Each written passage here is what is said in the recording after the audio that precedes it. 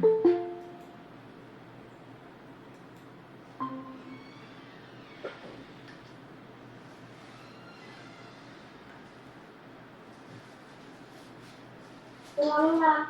morning. Now we will start here the chapter number 13. 13 chapter हम start कर रहे हैं. And this is the direct and inverse proportions. Ma'am chapter 13 आपने करवा दिया था ना? 13 है.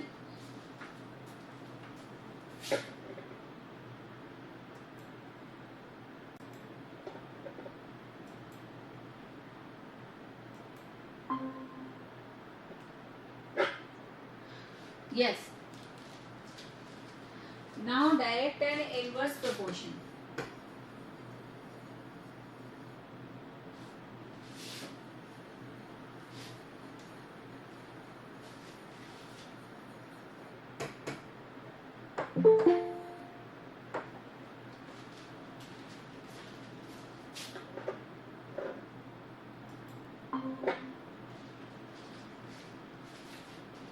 अब डायरेक्ट एंड इनवर्स प्रोपोर्शन होता क्या है, पहले तो हम ये समझिए, तभी इससे रिलेटेड आप सम कर पाएंगे. तो डायरेक्ट प्रोपोर्शन सबसे पहले हम क्या ले रहे हैं, डायरेक्ट प्रोपोर्शन, उससे रिलेटेड आपका 13.1 है. Then we have to take the other next one, inverse proportion. तो डायरेक्ट प्रोपोर्शन क्या है, what is the mean by that? जो डायरेक्ट प्रोपोर्शन है आपका, it means whenever we have the other two quantities, कि हमारे पास two quantities.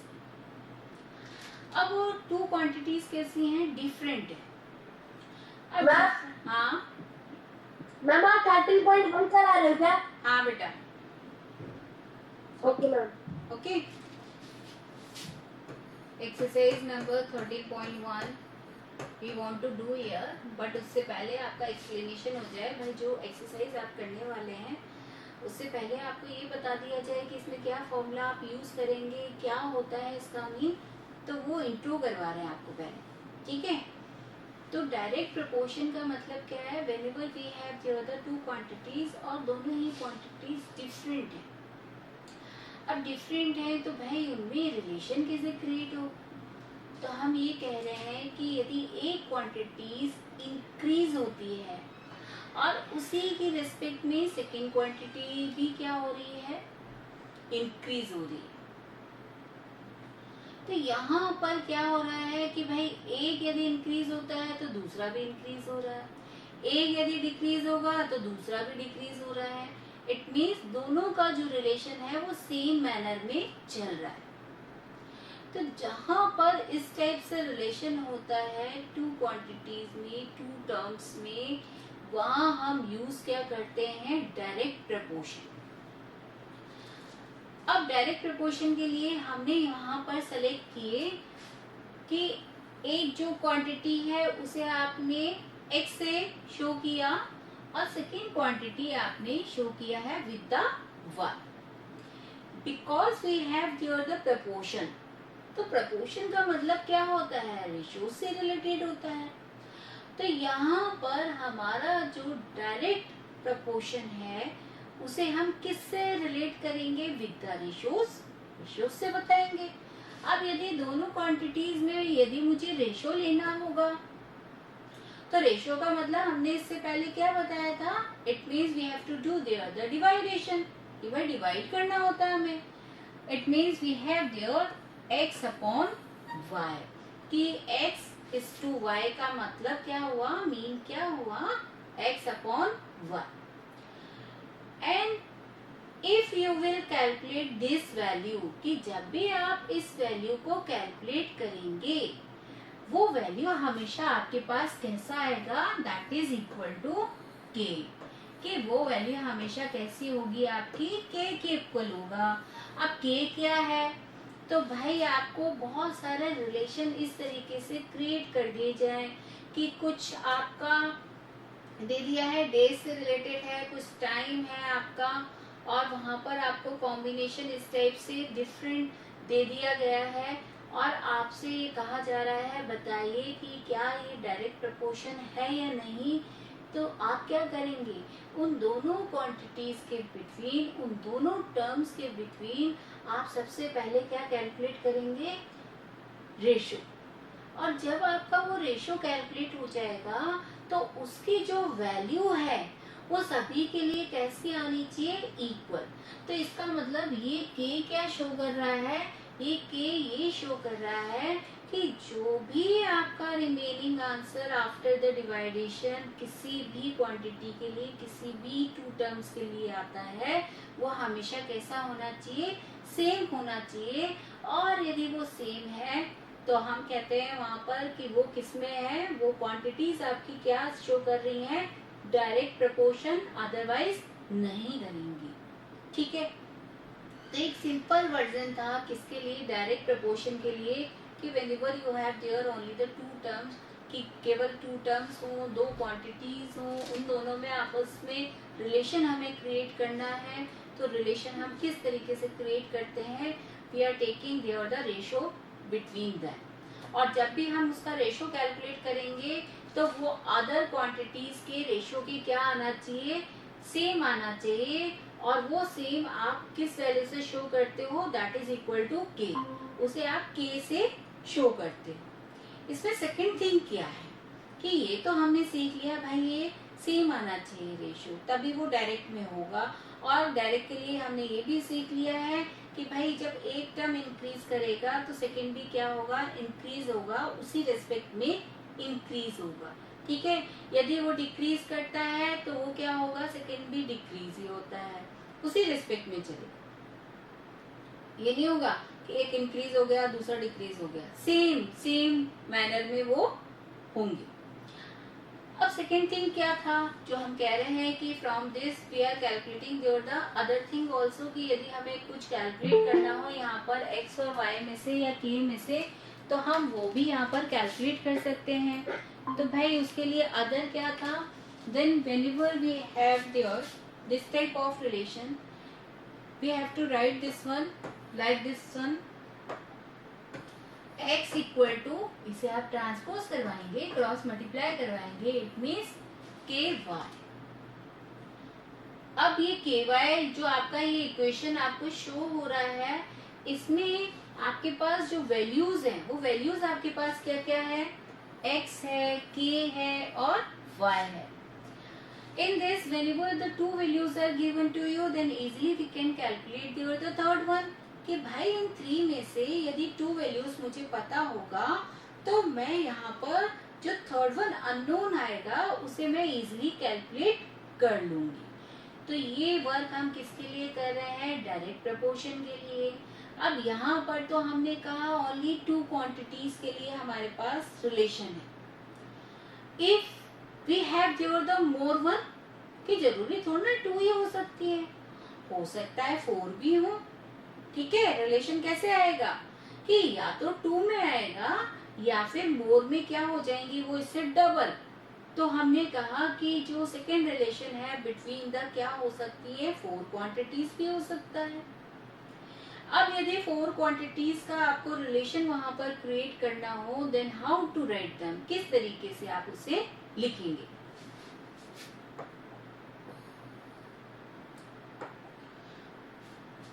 तो भाई हमारे पास जो वेरिएबल है वो तो हमारा क्या यूज हो रहा है, x एंड y। तो हम जो 4 टर्म्स लेंगे उन 4 टर्म्स में भी रिलेशन किसमें क्रिएट करेंगे, x एंड y। अब x एंड y यदि हम लेना चाहेंगे तो भाई सबके लिए सेम कैसे दे दें, तो उसके लिए आप रेफर किस तरीके से करते हैं कि x के लिए हमने 2 क्वांटिटी सिलेक्ट की, x1 एंड x2, और y के लिए सिलेक्ट किया हमने y1 and y2। Now we have here how many terms, कितनी टर्म्स हमारे पास हो गई, 4 टर्म्स, 4 है ना। And how to write them, किस तरीके से हम इसे इस तरीके से शो करें भाई, तो हमने कहा इसके लिए प्रोसेस हम इसी मैनर में लेंगे, इसी मेथड को हम यूज करेंगे। कैसे यूज करेंगे, क्योंकि हमारा जो फर्स्ट क्वांटिटी के अकॉर्डिंग जो रिलेशन यहाँ पर बनेगा अकॉर्डिंग टू द रेशो, वो रेशो हम क्या लेना चाहेंगे कि भाई यहाँ पर क्या लिया है हमने, x अपॉन y। तो यहाँ पर हम क्या लेंगे, x1 एंड y1 है ना, डिवाइडेड बाय y1। ये किससे रिलेटेड है, 1 जब हमने दिया है, इसका मतलब यहाँ पर ये जो टर्म्स हैं, जो भी आपको रिलेशन यहाँ पर दिया जाएगा वो डिवाइड हो जाएंगे, वो डिवाइड हो जाएंगे। और यहाँ पर जो हमने मार्किंग दिया है, वो दोनों का मार्किंग कैसा आया है, सेम आया है, ये भी 1 है और ये भी क्या है, 1 है। इसका मतलब जब भी हम यहाँ पर इनका डिवाइडेशन करेंगे तो वो आपके पास कैसा होना चाहिए, उसी से रिलेटेड यहाँ पर होना चाहिए। ठीक है, जैसे कि हमने कोई एक एग्जांपल ले लिया, भाई समझने में भी आना चाहिए ना, ये रिलेशन इस तरीके से कैसे ले लिए। तो आपने एक एग्जांपल लिया यहाँ पर कि आपके पास यहाँ कॉम्बिनेशन है बिटवीन दिस, एक रीड कर रही हूँ मैं आपके लिए example. A to B2 ma'am. हाँ बेटा, A to B2 इसलिए नहीं लिया है हमने क्योंकि हमने जो ऑलरेडी वेरिएबल्स यहाँ पर शो किए हैं वो x एंड y से किए हैं। तो जो x एंड y से किए हैं इसलिए हम ले रहे हैं x1 y1। यदि हम इसे a1 b1 से शो करना चाहें तो वो भी कर सकते हैं, ऐसा कुछ नहीं है। वेरिएबल ही तो चेंज करना है, लेकिन रिलेशन तो आपका वही है ना। बाई चांस मैंने x1 अपॉन y1 की जगह यदि रिप्लेस कर दिया इसे a1 अपॉन b1 से, दैट इज ऑल्सो करेक्ट। कि भाई हम इसे इस तरीके से भी लिख सकते हैं, रिलेशन तो वही है ना, टू क्वांटिटीज के बिटवीन ही है ना। लेकिन हम ये बता रहे हैं आपको कि भाई ये जो x1 और y1 है, इसे हम किस तरीके से ऑप्ट करते हैं, किस तरीके से लिखते हैं, तो दोनों के बिटवीन जो रिलेशन है वो कैसे निकालते हैं। तो उसके लिए एक सम रीड कर रही हूँ। हाँ बेटा। मैम अनामिका मैम की क्लास आ गई। इतनी जल्दी? अभी तो स्टार्ट ही किया मैंने, अभी तो। Yes ma'am. तो फिर उनकी क्लास का टाइम तो ओके मैम। यस। तो हम यहाँ पर अपना क्वांटिटीज लेना सीख रहे हैं भाई, हम किस तरीके से रिलेशन यहाँ पर क्रिएट करेंगे, तो वो बताना चाह रहे थे आपको। तो किस तरीके से आप वहाँ पर ये जो x1 y1 है उसे ऑप्ट करते हैं। तो यहाँ आपका जो रिलेशन है वो x1 अपॉन y1 से था, ठीक है। और इसके बाद हमें क्या करना है,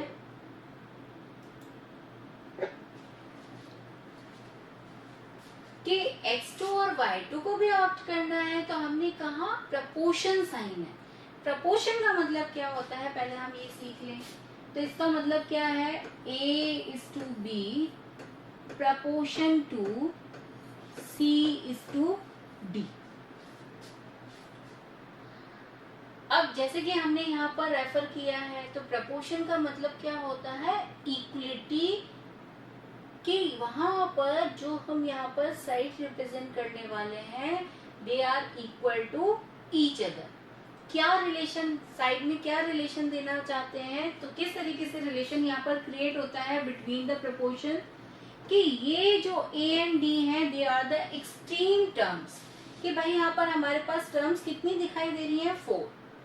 अब इन 4 टर्म्स में यदि मुझे रिलेशन देना है बिटवीन दिस, तो किस तरीके से दिया जाता है, तो हमने कहा a एंड d क्या है, एक्सट्रीम टर्म्स, बाहर की टर्म्स है। और मिडिल टर्म जो बिटवीन टर्म हमें शो हो रहा है वो क्या है, only b and c। How to write them, किस तरीके से इस प्रपोर्शन को शो किया जाता है, तो हम क्या कहते हैं वहां पर कि ये जो एक्सट्रीम टर्म्स का प्रोडक्ट है वो हमेशा इक्वल होगा किसके, product of the middle term के। कि यदि मैं इस मिडिल टर्म का प्रोडक्ट करूं तो ये इक्वल होगा किसके, इन एक्सट्रीम टर्म्स के प्रोडक्ट की। तो ये प्रपोर्शन में हम इस टाइप से यहाँ पर शो करते हैं रिलेशन। और जब हमें यहाँ पर ये शो करना होता है कि they are in proportion, it means we have there the 4 values are given, कि ये 4 वैल्यूज हमारे पास गिवन होती हैं। हम इनमें वैल्यूज पुट करते हैं और चेक करते हैं साइड्स आर इक्वल। जैसे ही साइड्स इक्वल होती हैं तो हम कहते हैं they are in proportion. Next इसका क्या और बेनिफिट है, तो इसमें नेक्स्ट बेनिफिट ये है कि इन 4 वैल्यूज में से कोई भी एक वैल्यू यदि आपकी अननोन होती है तो वहां पर हम फ्रॉम दिस इक्वेशन उस अननोन वैल्यू को क्या कर लेते हैं, कैलकुलेट कर लेते हैं। तो प्रपोर्शन का मतलब पहली चीज तो वो समझ में आनी चाहिए भाई प्रपोर्शन का मतलब क्या होता है, उसे हम किस तरीके से रेफर करते हैं। ओके, अब नेक्स्ट क्या कर लेते हैं हम, नेक्स्ट हम ये ले रहे थे कि भाई हमारे पास 2 क्वांटिटीज है x1 x2, और वहां पर जब हमने यहाँ x1 x2 लिया है तो इससे रिलेट हम किससे करेंगे, y1 y2 से। ऐसे नहीं y3 y4 लिख दिया, नहीं, हम क्या लेंगे, वही सेम लेंगे, उसका जो बेस वैल्यू हमने 1 और 2 दिया है x का, वही सेम बेस वैल्यू हम किसके लिए देंगे, y के लिए भी देंगे, y1 y2। यहाँ पर x2 से y2। हाँ, तो अब हमने जैसे कि हमने ये लिखा था कि x1 upon y1 that is equal to, क्योंकि जैसे हमने यहाँ पर कहा है कि प्रपोर्शन में हम क्या करते हैं, एक्सट्रीम वैल्यूज का जो प्रोडक्ट होता है वो मिडिल वैल्यूज के क्या होता है, इक्वल होता है ना। तो वही हम इक्वलिटी यहाँ पर देंगे बिटवीन देम। तो इक्वलिटी किसकी आएगी, x2 अपॉन y2, क्योंकि हम यहाँ पर जो कांस्टेंट वैल्यू है जो k है उसको किससे रिलेट कर रहे हैं, x अपॉन y से, और x अपॉन y से यदि हम रिलेट कर रहे हैं and whenever we have there the 4 quantities की 4 टर्म्स या 4 क्वांटिटीज आपके पास हो, तो उसे आप किस तरीके से रेफर करेंगे, x1 upon y1 that is equal to x2 upon y2। Okay, अब यहाँ इस फॉर्मूले का क्या बेनिफिट है, इस फॉर्मूले का ये बेनिफिट है whenever you have there the 4 values, की जब भी आपको 4 वैल्यूज से रिलेटेड कोई सम आता है, in that you have there the 1 value is unknown, कि इनमें से कोई भी एक वैल्यू वो अननोन दे सकता है, चाहे तो वो x1 हो सकता है, चाहे वो y1 हो सकता है, चाहे वो x2 हो सकता है, चाहे वो y2 हो सकता है। ठीक है, तो ये यहाँ पर कैलकुलेशन के लिए है कि ये फॉर्मूला आपका जब भी कोई अननोन वैल्यू कैलकुलेट करना होगा फ्रॉम दिस 4 वैल्यूज, तो यहाँ पर आपको क्या गिवन में आएगा, 3 वैल्यूज गिवन में आएंगी, और जो 4th अननोन वैल्यू है वो आपको कैलकुलेट करना होगा। तो ये इसके बेसिक फॉर्मूले हैं जो कि आपके अभी यहाँ डायरेक्ट प्रोपोर्शन में यूज में आने वाले हैं, और इसके बेस पर ही हम अपना एक्सरसाइज स्टार्ट कर रहे हैं 13.1। दोनों फॉर्मूलेस क्लियर हो गए, 13.1 स्टार्ट करें। ठीक है, बहुत इजी एक्सरसाइज है, यदि एक या दो सम भी मैं समझा दूंगी ना, आपको एक्सप्लेन कर दूंगी, आपको बहुत इजीली ये अपने आप से कर लेंगे। देखिए, following are car parking charges near a railway station up to, आपको ये कहा गया है भाई आपका जो कार पार्किंग के लिए चार्जेस रखा जाता है, और ये कार पार्किंग कहाँ की जा रही है, जो कि रेलवे स्टेशन है उसके नियर की जा रही है, जिससे कि लोग आपके बाहर से जो आते हैं, तो कई जगह जैसे मॉल वगैरह में आप जाते हैं या पिक्चर हॉल में आप जाते हैं, आजकल कहीं पर भी आप कोई भी खरीदारी करने जाते हैं, हर जगह पार्किंग के लिए वहाँ पर रिजर्व एरिया होता है, और वो पार्किंग एरिया में जब भी आप अपना व्हीकल वहाँ पर रखते हैं, चाहे तो वो 4 व्हीलर हो चाहे वो आपका 2 व्हीलर हो, उसमें कोई ना कोई अमाउंट आपसे चार्ज किया जाता है ना। तो वही सेम आपको यहाँ पर बताया गया है कि भाई जो आप पार्क करना चाहते हैं अपना 4 व्हीलर, जो अपनी कार पार्क कर रहे हैं, उसके लिए इतना अमाउंट है, बट वो अमाउंट भी एक टाइम ड्यूरेशन पर डिपेंडेड होता है कि भाई आप 2 घंटे के लिए हैं यहाँ पर, 4 घंटे के लिए हैं, पूरे दिन के लिए हैं, कितने घंटे का क्या चार्जेस होना है वो पार्किंग में आपसे लिया जाता है। तो वही सेम यहाँ पर आपसे पूछा गया है, in this sum I have there the relation between the time and the amount.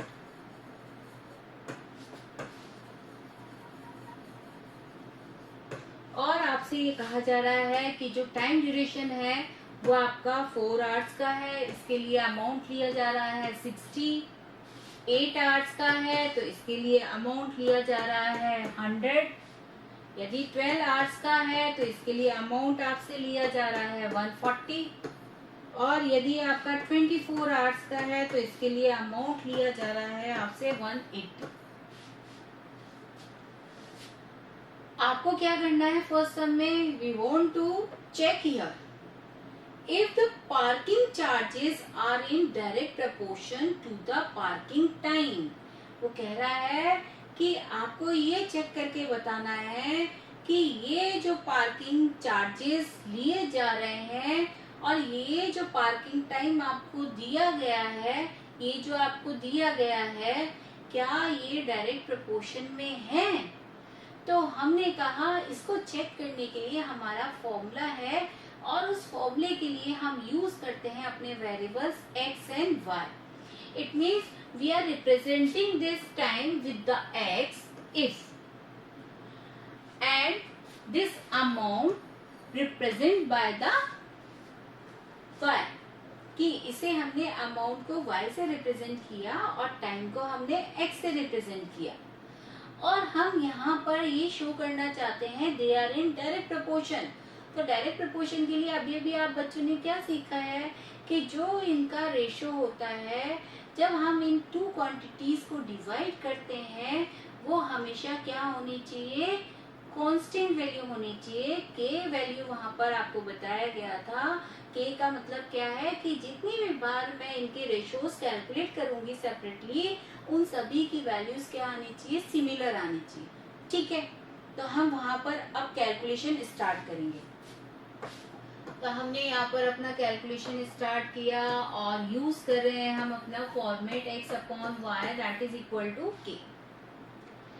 अब यहाँ जो हमने x लिया है दैट इज द 4, और जो y लिया है वो क्या है आपका अमाउंट। ठीक है, इस तरीके से आप यहाँ पर कॉम्बिनेशन बनाया है। 4 का कॉम्बिनेशन किससे होगा, 60 से। 8 का कॉम्बिनेशन किससे होगा, 100 से। इस तरीके से तो यहाँ पर हमने लिया 4 अपॉन 60। इसे कैंसिल आउट कर दीजिए, कैलकुलेट कर लीजिए और फ्रैक्शन वैल्यू यहाँ पर शो कर दीजिए। 4 1 जा 4 1 जा 4 5 जा। Now I have here the answer 1 upon 50। Next है हमारे पास 8 अपॉन 100। इसे भी कैंसिल आउट कर दीजिए। 2 4 जा 2 5 जा 0, 2 2 जा 2 जा and 5 जा, and I have here 2 upon 25। ठीक है, फर्स्ट 2 से ही क्लियर हो गया भाई, दोनों ही डिफरेंट आ रहे हैं। After calculation I have there the different values 1 upon 15, 2 upon 25 and the next one for 8। किस तरीके से आप नेक्स्ट वन कैलकुलेट करें, 12 upon 140। इससे नेक्स्ट वन कैलकुलेट करें 24 upon 180। And whenever we are calculating this, कि जब भी हम इनको भी कैलकुलेट करेंगे we have there the different answers, कि हमारे पास जितने भी यहाँ पर रेशोज कैलकुलेट हुए हैं सभी के आंसर्स क्या है, डिफरेंट हैं। और डिफरेंट है इसलिए हम क्या कहेंगे कि they are not in direct proportion at the last of this, because we don't have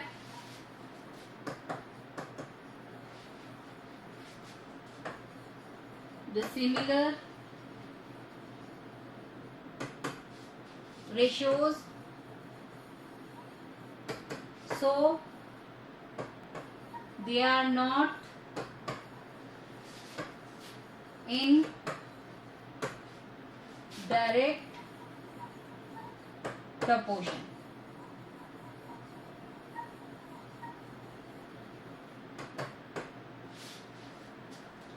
ठीक है, बहुत ही आपका जो बेसिक था इसका जो अभी सीखा था उसी पर डिपेंडेंट था।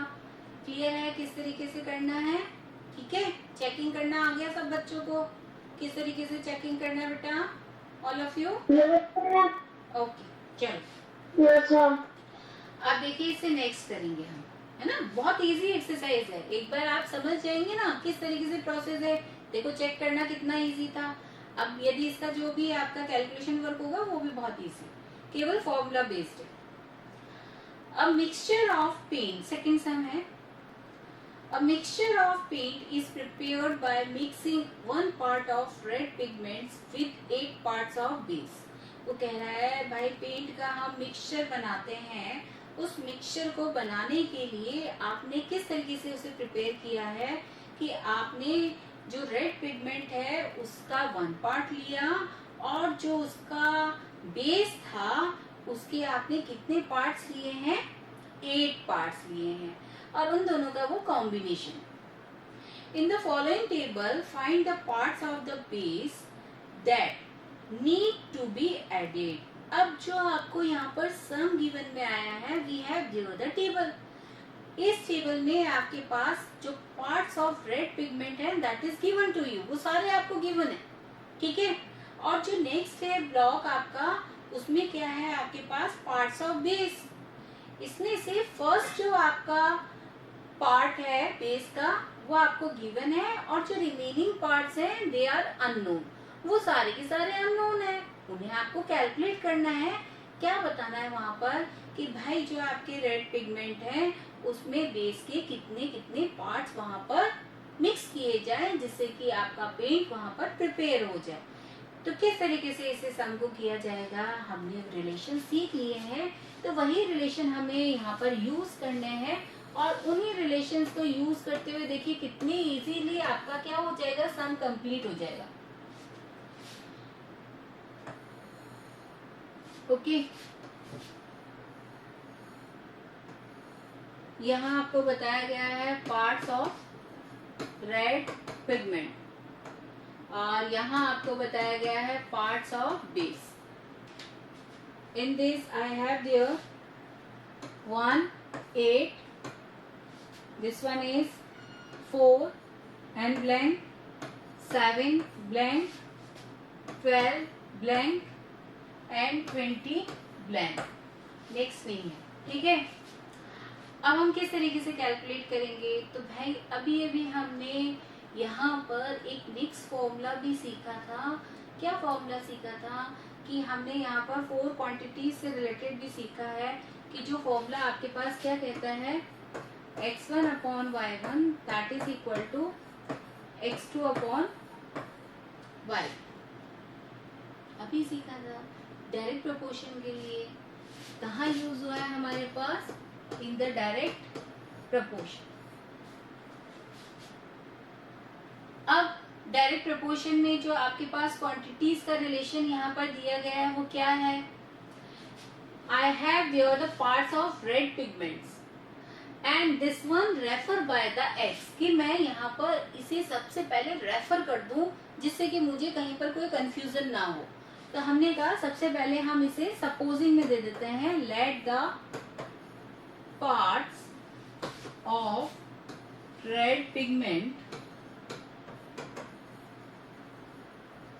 B X and the parts of base be Y. जैसे हमने ये सपोजिंग कर लिया है, अब मैं यहाँ से जो हमारा रिमेनिंग पार्ट स्टार्ट होता है कि भाई x1 क्या होगा, y1 क्या होगा, x2 y2 क्या क्या हम ऑप्ट करेंगे वो लेना चाहेंगे।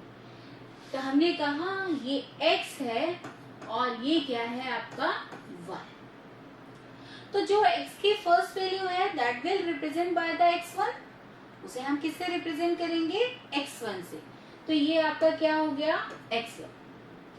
और ये जो y की फर्स्ट वैल्यू है उसे हम किससे रिप्रेजेंट करेंगे, y1 से, कि भाई ये क्या वैल्यू हो गई है y1। इसी तरीके से सेकेंड वैल्यू है, सेकेंड वैल्यू किससे रिप्रेजेंट कर रहे हैं, x2 से। तो ये अपने आप क्या हो जाएगा, ठीक है। अब देखिए हमारे पास वैल्यूज आ गई है, हमने यहाँ पर जो रेफर किया है, डिफाइन जो किया है, उससे हमारे पास वैल्यूज है। Now we have to put in this formula, कि इस फॉर्मूले में हम उसे पुट कर दें और कैलकुलेट कर लें, जो कि हमारे पास अननोन है और अननोन हमारे पास क्या है यहाँ पर y2। तो देखिए पुटिंग करते हैं स्टार्ट, x1 अपॉन y1, तो x1 upon y1 1 upon 8 equal x2 upon y2 it means 4 upon y2. 4. Now because of the fraction and between them I have there the equality sign. So how to calculate this? भाई कैसे calculate करते हो, क्या method लेते हो आप वहाँ पर? Then we have to do there the cross multiply. कि यहाँ पर हम क्या करवाते हैं, क्रॉस मल्टीप्लाई करवाते हैं. अब ये क्रॉस मल्टीप्लाई का मतलब क्या हुआ कि भाई ये जो 1 है ये किससे मल्टीप्लाई होगा, y2 से. तो फिर क्या लिख दो, 1 से कोई भी नंबर मल्टीप्लाई हो, कोई भी वेरिएबल मल्टीप्लाई हो, सेम हमें मिलेगा y2 that is equal to 8 multiply with 4. It means 8 multiply with 4 it means that value is 32. 8 4 जा 32 है ना. ओके ठीक है. तो y2 वैल्यू आपके पास जल्दी से कैलकुलेट हो गया ना. क्या कैलकुलेट हो गया, 32.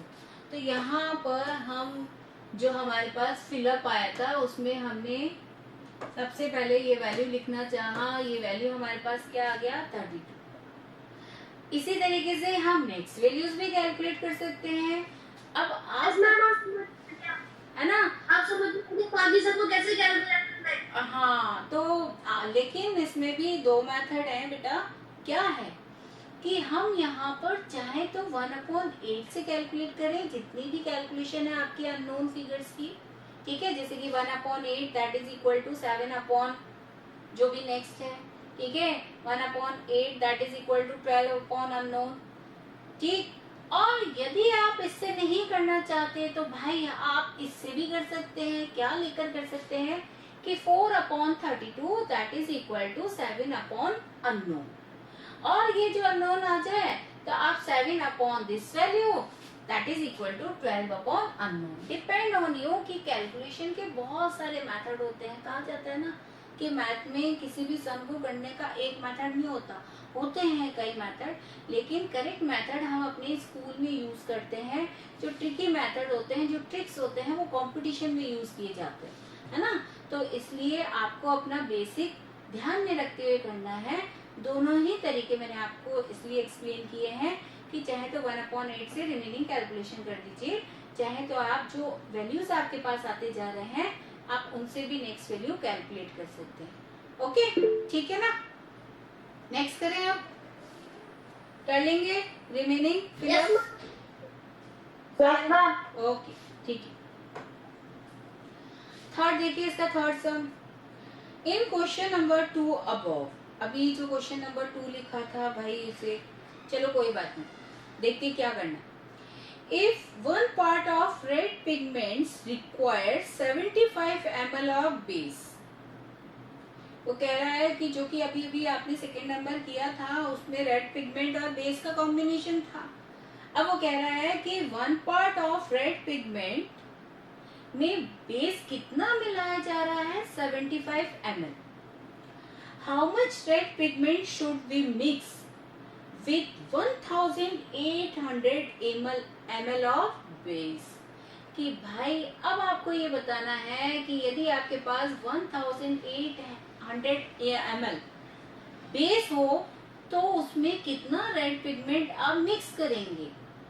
तो इस टाइप के सम को हमें कैसे करना है, बहुत इजी करके हमें करना है. तो हम सबसे पहले ये चाहेंगे कि हमें कॉम्बिनेशन क्या क्या दिए गए हैं, हम उन्हीं कॉम्बिनेशन को फिर यहाँ पर अरेंज करेंगे. तो हमें क्या क्या कॉम्बिनेशन दिया गया है in the third one, red pigment का, और रेड पिगमेंट हमें किससे शो किए गए हैं, विथ पार्ट्स. तो हम यहाँ पर लिखेंगे पार्ट्स. अब इस रेड पिगमेंट में क्या मिक्स किया जा रहा है, बेस. तो हमने कहा जो सेकंड है हमारे पास ऑप्शन वो क्या है, बेस. और ये जो बेस है वो किस यूनिट में यूज हो रहा है, यूनिट क्या यूज कर रहे हैं हम इसके लिए, ml, मिलीलीटर, ml है ना, मिलीलीटर, है ना. ठीक है. अब हम यहाँ पर अपना मेंशन करेंगे कि क्या क्या गिवन आया है. तो हमने कहा जो फर्स्ट सेगमेंट है अकॉर्डिंग टू द स्टेटमेंट हमारे पास आया है 1 पार्ट रेड पिगमेंट का और बेस का आया है 75 ml। हमने वहां पर यूनिट शो कर दिया है, तो अब मुझे इन क्वांटिटीज के साथ यूनिट लिखने की जरूरत नहीं है। ऑलरेडी नोन हो गया कि 1 पार्ट है इसका रेड पिगमेंट का, और वो क्या है 75 ml है। नेक्स्ट है ना बेटा। अब नेक्स्ट क्या है, how much red pigment, we don't know how much. तो हमने कहा भाई ये वाला क्वांटिटी हमारे लिए अननोन आया है। और नेक्स्ट क्वांटिटी हमारे पास क्या है, बेस की 1800। 1800 ml। ठीक है, ओके। अब देखिए, अब इन्हें हम सिंबलाइज कैसे करें। तो हमने ये कहा है कि x का मतलब क्या है, वो सेम होनी चाहिए चीजें। जैसे कि अभी अभी हमने ऑप्ट किया था इससे पहले कि भाई रेड पिगमेंट को हमने x से शो किया था, तो बेस को हमने y से शो किया था। सेम थिंग इज हियर, यहाँ पर भी हम वही करेंगे कि जो रेड पिगमेंट है, क्योंकि ये भी रेड होगा, ये भी पिगमेंट ही है रेड, ठीक है, तो इसे सेम वेरिएबल से हम अरेंज करेंगे, शो करेंगे, और वो आपका बेस है उसे भी हम सेम वेरिएबल से देंगे। तो हमने कहा ये हमने दे दिया है विद द x, और ये हमने शो किया है विद द y। तो बेटा यहाँ पर टू क्वांटिटीज है इनकी x की, तो क्या करें, हम इन्हें सिंबलाइज कर दें कि फर्स्ट वैल्यू को x1 दे दें और सेकेंड वैल्यू को क्या दे दें, x2। Same thing is here. This one is first one. Okay. अब अपना फॉर्मूला यूज करेंगे हम, क्योंकि डायरेक्ट प्रोपोर्शन है, तो इसमें हम क्या करेंगे, फॉर्मूला यूज करेंगे। डायरेक्ट प्रोपोर्शन किस तरीके से आपने पहचाना है, क्योंकि एग्जाम में तो वहाँ पर जब बोर्ड में एग्जाम होगा या स्कूल में एग्जाम होगा, उस समय तो आपके पास बुक नहीं होगी ना, आपको वहाँ पर देखकर पहचानना होगा कि डायरेक्ट से रिलेटेड है या इनवर्स से रिलेटेड है। तो डायरेक्ट में अभी हमने क्या कहा था कि यहाँ पर जो भी क्वांटिटीज होंगी उनमें रिलेशन होता है, एक इंक्रीज होता है तो दूसरा भी इंक्रीज होगा, एक यदि डिक्रीज होगा तो दूसरा भी डिक्रीज ही आएगा, है ना, ठीक है। तो ये कॉम्बिनेशन देखना होता है आपको। इनवर्स में क्या होगा कि एक यदि आपको क्वांटिटी दे दी है तो दूसरा उसका इनवर्स होगा, डिक्रीज में आएगा, और यदि डिक्रीज हो रही है तो इंक्रीज में आएगा, है ना। तो यहाँ पर जो क्वांटिटीज में कॉम्बिनेशन है, जो क्वांटिटीज में कॉम्बिनेशन है वो कैसा हो रहा है, इंक्रीजिंग ऑर्डर में है। तो यहाँ पर इसलिए हम क्या कह रहे हैं, यहाँ पर इसलिए हम क्या कह रहे हैं, they are in direct proportion, direct proportion से रिलेटेड है, इसलिए हम वही फॉर्मूला यूज करेंगे, ठीक है। इस चीज का ध्यान रखिएगा कि बाद में बच्चे कंफ्यूज हो जाते हैं। अभी तो एक्सरसाइज में आपको गिवन में आया है, अरे ये तो डायरेक्ट प्रोपोर्शन की एक्सरसाइज है, तो ये तो यही लगेगा, बाद में नहीं पता चलेगा ना, एकदम से सम आया तो उसमें पहचानना होगा पहले आपको डायरेक्ट है या इनवर्स है, तभी आप सही करेंगे। तो यहाँ पर अब केवल आपको पुटिंग करना है, मुझे नहीं लगता मुझे पुटिंग करने की जरूरत है, कैलकुलेट करवाने की जरूरत है, वो आप बच्चे अपने आप से कर सकते हो ना बेटा। Calculation work can you do yourself, बोलो, ये सम कर सकते हो पुटिंग के बाद, यस मैम, कर लोगे ना, ठीक है। Yes ma'am. चलिए अब देखिए नेक्स्ट सम है आपके पास, फोर्थ सम। मैं चाहूंगी कि कॉम्बिनेशन आप ही बच्चे मुझे बताएं, कॉम्बिनेशन आप ही बच्चे मुझे बताएं, और हम यहाँ पर उसे रिटर्न में देंगे।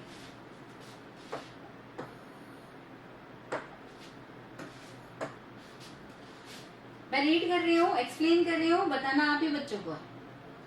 अ machine in a soft drink factory fills 840 bottles in 6 hours। वो कह रहा है कि भाई सॉफ्ट ड्रिंक की फैक्ट्री में एक मशीन 6 घंटे में इतनी बोटल्स फिल करती है। How many bottles will it fill in 5 hours। अब आपको ये बताना है कि बताइए 5 hours में, 5 घंटे में वो मशीन कितने बोतल फिल करेगी। तो पहले ये बताइए कि रिलेशन किसमें और किसमें आपका रिलेट किया जा रहा है। रिलेशन के लिए क्वांटिटीज क्या क्या है आपके पास, बोलो, क्या गिवन में आया है, रिलेशन में क्या है आपके पास। Tell me about this. पहले तो ये रिलेशन बताएंगे तभी तो हम नेक्स्ट स्टेप में जाएंगे। तो रिलेशन किसमें और किसमें आया है बेटा? बुक है ना सबके पास? हाँ, किस किस में? भाई ये जो आपको फोर्थ सम अभी अभी मैंने रीड किया उसमें रिलेशन बताओ किसमें और किसमें बताया गया है। इन मशीन की सॉफ्ट ड्रिंक की जो मशीन है, सॉफ्ट ड्रिंक की और बॉटल्स,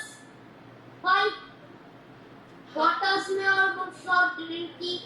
भाई सॉफ्ट ड्रिंक तो फिल हो ही रहा है, लेकिन वो सॉफ्ट ड्रिंक किसमें फिल हो रहा है? किसमें फिल? बोतल में हो रहा है। बोतल में हो रहा है। बोतल सांस में। हाँ, लेकिन इतनी बोतल में वो कितने घंटे में फिल हो रही है? कितना टाइम ले रहा है? 6 घंटे में हो रही है। तो मैंने यही पूछा, भाई वो सॉफ्ट ड्रिंक की फैक्ट्री तो है, मशीन फिल कर रही है, वो तो दोनों स्टेटमेंट में ही कर रही है, लेकिन उन दोनों स्टेटमेंट में जो रिलेशन आ रहा है वो किस किस में आ रहा है? बोटल्स में और टाइम में। बोटल्स में और आवर्स में। हाँ, तो वही पूछ रहे थे बेटा आपसे कि किस किस में वो टाइम आपका जो रिलेशन है वो आपका किस किस में है? बोटल्स एंड द टाइम, इसी में है। और ये जो टाइम है इन दिस आवर्स, कि वो किस में है? आवर्स में। अब आप बताएंगे कि बोटल्स फर्स्ट स्टेटमेंट में कितना है आपके पास? That is 840। और यहाँ पर टाइम लिमिट क्या है इसकी? 6 आवर्स। नेक्स्ट में क्या है? How many bottles we don't know. कितनी बोटल्स? हाँ, तो भाई ये तो अननोन है, that is the unknown value, and this one is only the 5। ठीक है, वही आ गया, वही जो अभी कॉन्सेप्ट क्लियर किया था आप बच्चों को। क्या किया था? This one is x and this one is y. So we have here, these are x1, x2, these are y2. now you have to use this formula, कि ये फॉर्मूला आप यूज करेंगे और कैलकुलेट करेंगे। जो भी इसमें अननोन है उसे आप कैलकुलेट करके बताएंगे। इजी है ना? अब तो इजी है। Yes, ma'am, इजी है। हाँ।